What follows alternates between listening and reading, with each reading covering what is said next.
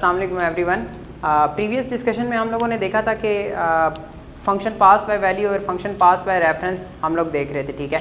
आज उसी चैप्टर की आगे से कुछ और इम्पॉर्टेंट डिस्कशन को उसी मतलब प्रीवियस सीरीज़ को ही हम आगे चलाएंगे। तो चैप्टर नंबर है हमारा 6, दैट इज़ फंक्शन।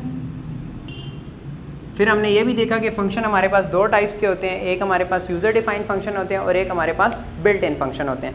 हम लोगों ने फिर आगे यूज़र डिफाइंड फंक्शन में आगे से काफ़ी सारी टाइप्स देखी थी, जिसमें हम लोगों ने सिंपल फंक्शन को डिस्कस किया था। सिंपल फंक्शन के बाद हम लोगों ने यूज़र डिफाइंड फंक्शन को डिस्कस किया था। तो यूज़र डिफाइंड फंक्शन, तो हम लोगों ने ये कहा था कि जो यूज़र डिफाइंड फंक्शन होते हैं वो यूज़र्स की जो नीड होते हैं उसको फुलफ़िल करने के लिए जो है वो हम लोग जो है वो लिखते हैं, ठीक है। यानी कि इसके लिए आपको किसी लाइब्रेरी की ज़रूरत नहीं होती, लेकिन उसके कंपोनेंट्स हम लोगों ने पढ़े थे कि उसके कितने पार्ट्स होते हैं और फंक्शन सिग्नेचर क्या होता है। तो हम लोगों ने कहा था कि फ़ंक्शन के अंदर अगर आपने कोई भी फंक्शन प्रोग्राम के अंदर इंक्लूड करवाना है तो फंक्शन हमारे पास बेसिकली उसके जो कंपोनेंट्स होते हैं वो 3 होते हैं। सबसे पहले आप लोगों की फंक्शन डिक्लेरेशन, दूसरे नंबर पे फंक्शन कॉल और थर्ड पे फंक्शन डेफिनेशन। अगर आप फंक्शन डिक्लेयर नहीं करवाना चाहते, फंक्शन इनिशियलाइज करवाना चाहते हैं, तो फिर आप दो चीज़ों को मर्ज करेंगे, यानी कि फंक्शन डिक्लेरेशन और फंक्शन डेफिनेशन, ठीक है। इन दोनों को जब कंबाइन करेंगे तो ये फंक्शन इनिशियलाइजेशन हो जाएगा, ठीक है। इसके भी हम लोगों ने पास सिंपल फंक्शन को देख के सिंपल फंक्शन के बाद फंक्शन पास बाय वैल्यू की तरफ गए थे। तो आज हम उसी सिलसिले को आगे थोड़ा सा कंटिन्यू करेंगे कि फंक्शन पास बाय वैल्यू के अंदर कौन कौन सी चीज़ें होती हैं, ठीक है। तो फंक्शन पास बाय वैल्यू के अंदर हम लोग क्या करते हैं कि कुछ आर्ग्यूमेंट्स पास करते हैं, ठीक है। तो यहाँ पर हम जो डिस्कशन हमारी जा रही थी वो फंक्शन पास बाय वैल्यू थी, function pass by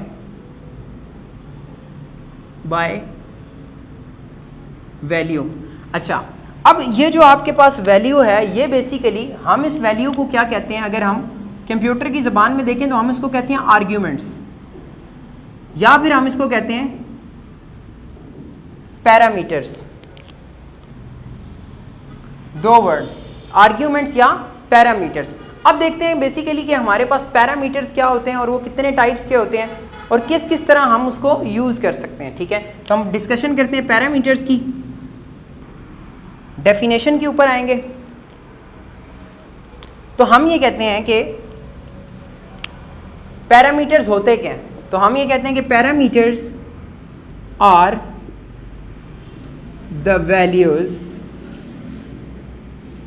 that are received when function is called. यानी कि कॉलिंग के दौरान जो भी हम उसको आर्ग्यूमेंट्स या फिर पैरामीटर्स या जो भी वैल्यूज़ पास करते हैं वो आपके पास बेसिकली पैरामीटर्स होते हैं, ठीक है।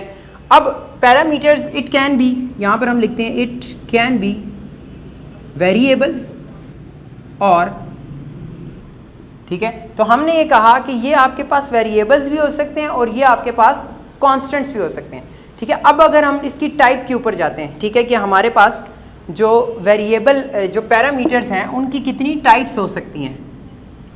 तो हमारे पास जो पहली टाइप है वो आपके पास आ जाती है फॉर्मल पैरामीटर और दूसरा हमारे पास आ जाता है एक्चुअल पैरामीटर्स, ठीक है। अब इसको समझने के लिए एक प्रोग्राम से भी इसको समझते हैं, पहले इसकी थोड़ी सी थ्योरी समझ लें, ठीक है। अब फॉर्मल पैरामीटर्स कौन से पैरामीटर्स होते हैं? The parameters used in function header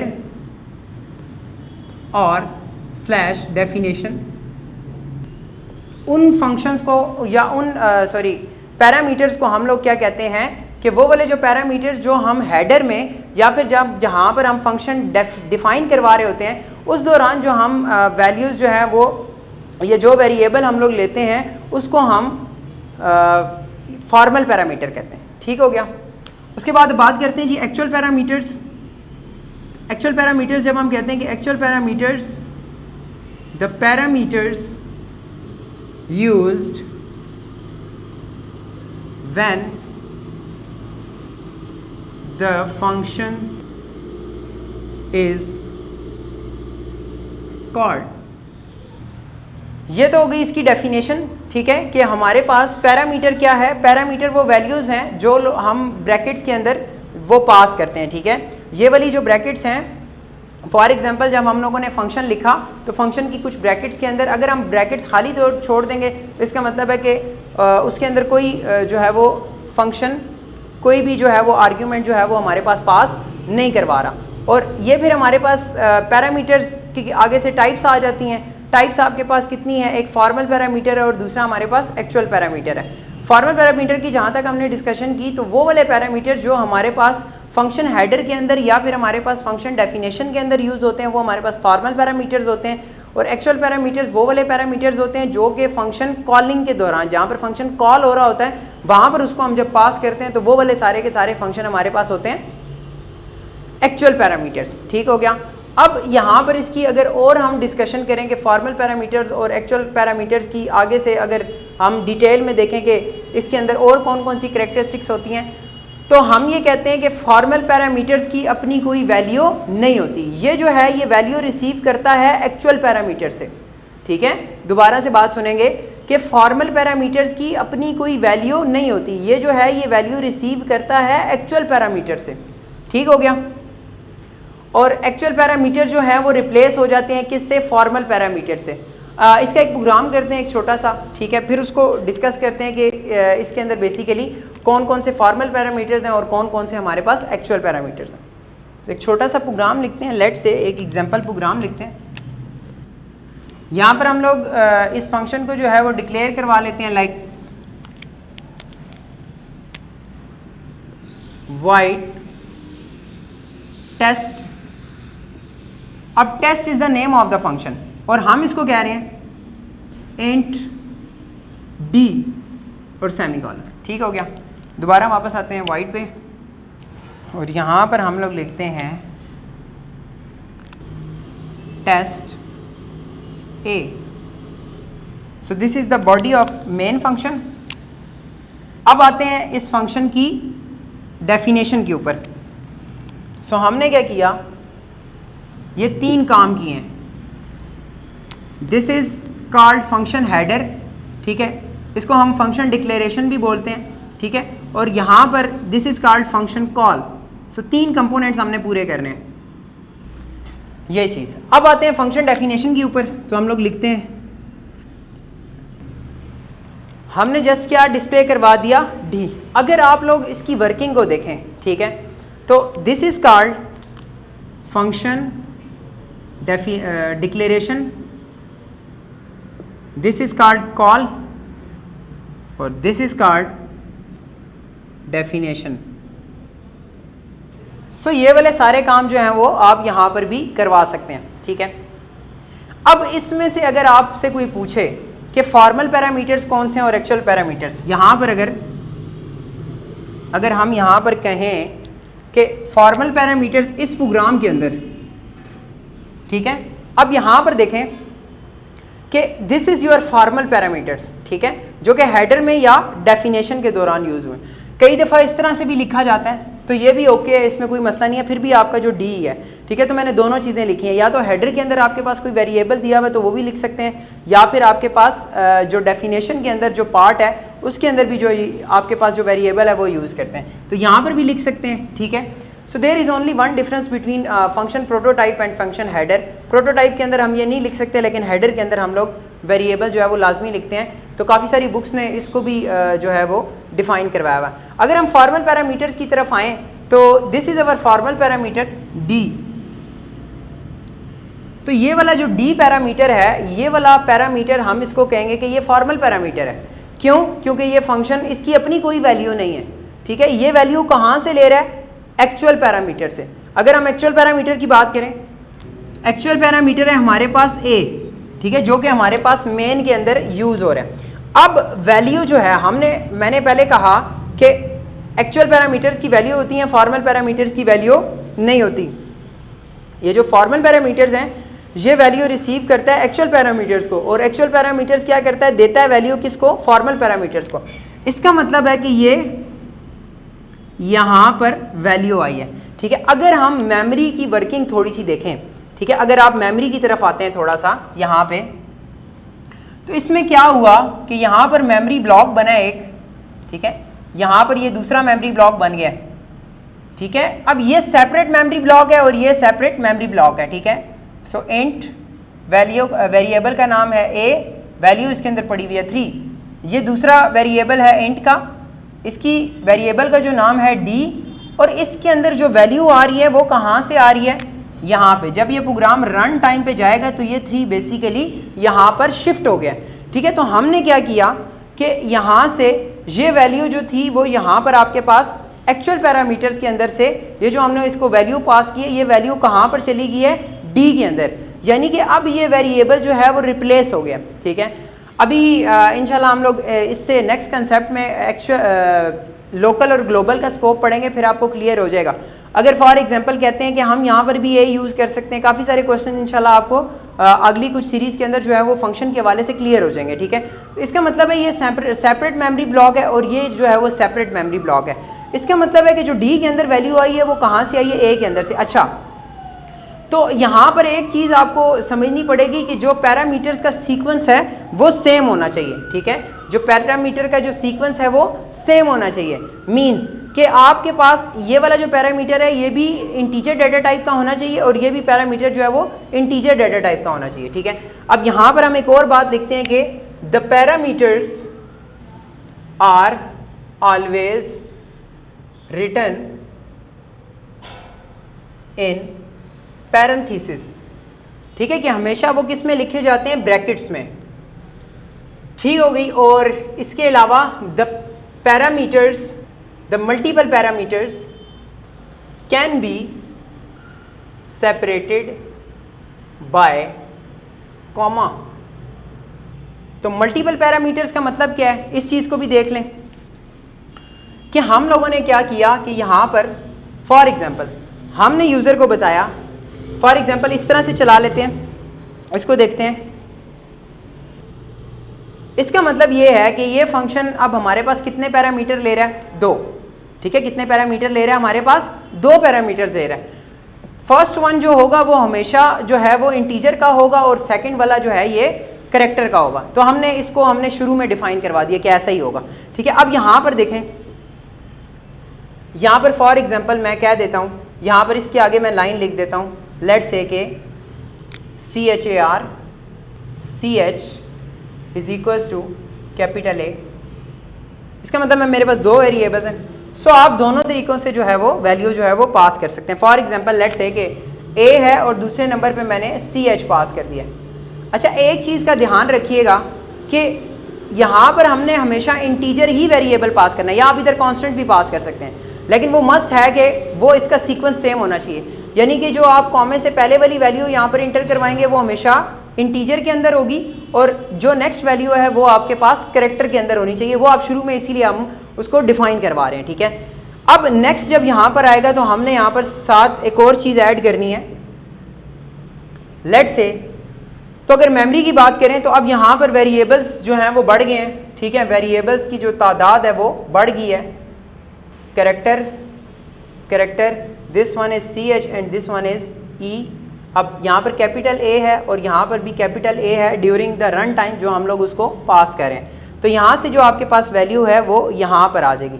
अगर आप यहाँ पर E को डिस्प्ले करवाते हैं या फिर आप लेट्स से के यहाँ से स्पेस देते हैं और फिर आप E को डिस्प्ले करवाते हैं, तो आपके पास क्या हो जाएगा, 2 वैल्यूज़ डिस्प्ले होंगी। The first one is 3, the next one is A, space देके।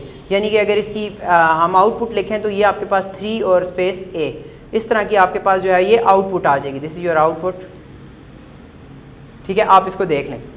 इसमें हमने क्या किया कि हमने पैरामीटर्स को बहुत डिटेल में देखा कि पैरामीटर्स क्या होते हैं, कितने टाइप्स के पैरामीटर्स, मल्टीपल पैरामीटर्स भी हम लोग पास कर सकते हैं, ठीक है।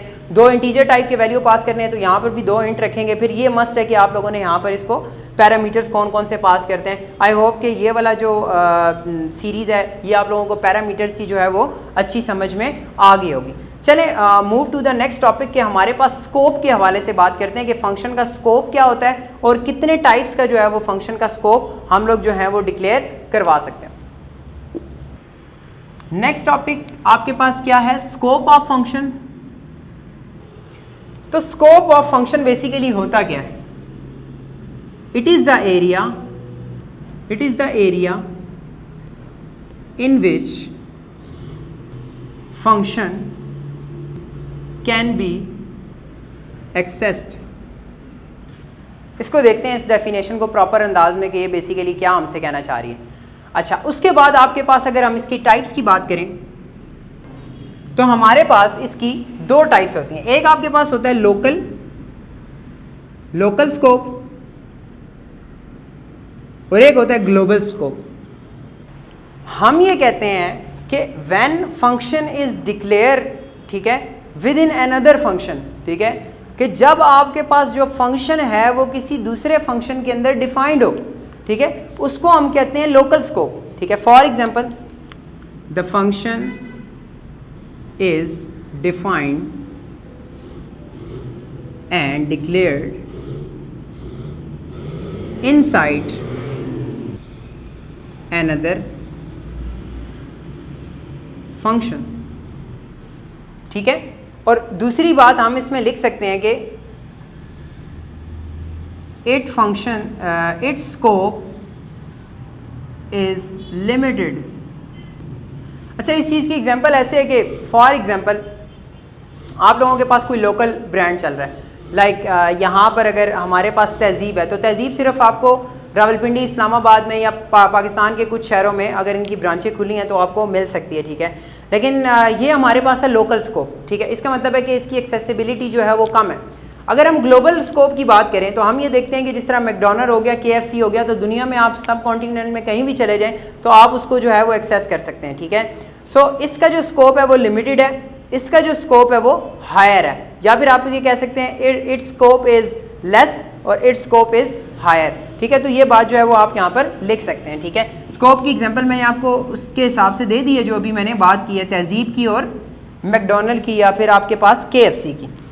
अगर हम बात करें ग्लोबल स्कोप की या ग्लोबल फंक्शन की, ठीक है, इसका मतलब ये होता है द फंक्शन